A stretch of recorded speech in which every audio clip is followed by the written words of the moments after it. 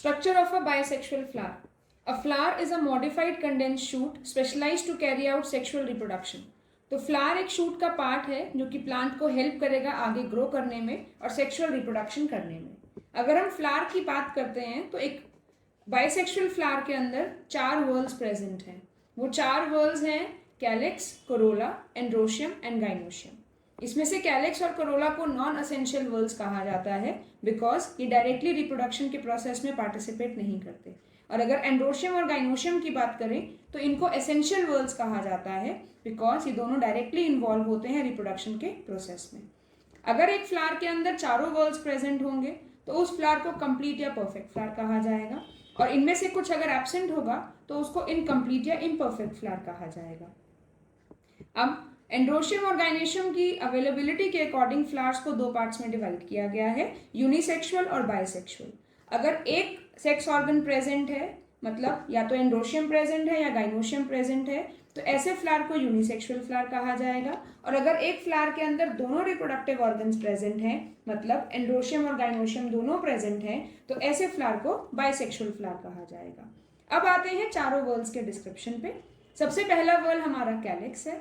Calyx वो outer green colour का part है जो कि फ्लावर को प्रोटेक्शन भी प्रोवाइड करेगा और ग्रीन होने के साथ साथ फोटोसिंथेसिस भी करेगा. अगर उसकी सिंगल यूनिट की बात करें तो वो सिंगल यूनिट उसकी सेपल है.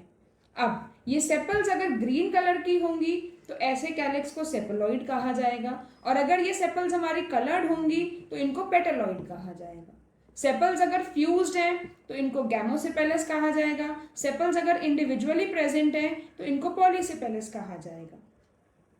कैलिक्स के फंक्शन क्या होते हैं? कैलिक्स जब फ्लावर एक बड स्टेज में होता है तो उसको प्रोटेक्शन प्रोवाइड करता है और ग्रीन होने के साथ साथ फोटोसिंथेसिस करता है. सेकेंड वर्ल आता है हमारा कोरोला. कोरोला कलर्ड पार्ट है फ्लावर का और इसकी एक सिंगल यूनिट को पेटल कहा जाता है. अगर सारी पेटल्स फ्यूज्ड हैं तो उसको गैमोपेटलस कहा जाएगा और अगर सारी पेटल्स इंडिविजुअल हैं तो उसको पॉलीपेटलस कहा जाएगा. अब ये कलर्ड पार्ट है तो इसके फंक्शंस भी हैं. पेटल्स अगर कलर्ड हैं तो वो क्या करेंगी? वो इंसेक्ट्स को, एनिमल्स को अट्रैक्ट करेंगी ताकि वो आए, नेक्टर ले और साथ ही साथ पोलन ग्रेन्स का डिस्पर्जल हो. तो गिव एंड टेक मैकेनिज्म चलता है. तो कोरोला का मेन फंक्शन ही क्या है? इंसेक्ट्स को अट्रैक्ट करना. थर्ड वर्ल आता है एंड्रोशियम. एंड्रोशियम जो है वो फ्लावर का मेल पार्ट है. इसके अंदर 2 पार्ट्स प्रेजेंट होते हैं. वन इज एंथर और फिलामेंट. इन दोनों को कलेक्टिवली हम बोलते हैं स्टेमन. फिलामेंट एक सिलेंडर पार्ट है, स्टॉक है जिसके ऊपर बाइलोब्ड एंथर प्रेजेंट होता है. जिस पॉइंट पे दोनों जुड़ते हैं उसको कनेक्टिव कहा जाता है. एंथर के अंदर हमारे पोलन ग्रेन्स प्रेजेंट होंगे और ये पोलन ग्रेन्स क्या हैं? प्लांट के मेल रिप्रोडक्टिव सेल्स हैं. यही पोलन ग्रेन्स हैं जो कि पॉलिनेशन के दौरान फीमेल पार्ट तक पहुंचेंगे.